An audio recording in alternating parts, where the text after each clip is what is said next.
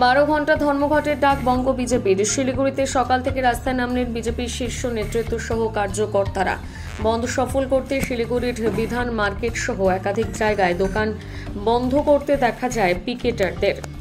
সরাসরি বাস আটকে বিক্ষোভ দেখাতে শুরু করে বিজেপি কার্যকর্তারা। অপরদিকে ধর্মঘট সফল করতে আজ শিলিগুড়ির রাস্তায় নামেন শিলিগুড়ির বিধায়ক শঙ্কর ঘোষ। শিলিগুড়ির হাসমিদ চকে কলেজ বাস ও স্কুল বাস দাঁড় করিয়ে পড়ুয়াদের অনুরোধ করে বাস খালি করেন বিধায়ক Shankar Ghosh.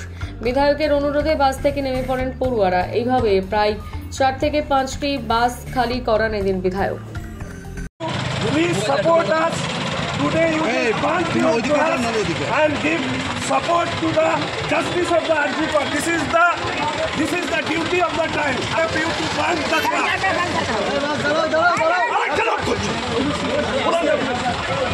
Please support us.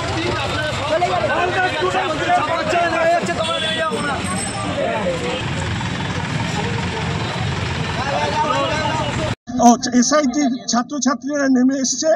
আমি আমার কৃতজ্ঞতা জানাচ্ছি এবং আমি এটা বিশ্বাস করি যে তাদের অভিভাবকরা যে আপব্রিঙ্গিং করেছে তাতে সেই মেরুদণ্ড আছে, যে মেরুদণ্ড দিয়ে তারা এই ঘটনার প্রতিবাদ জানায়।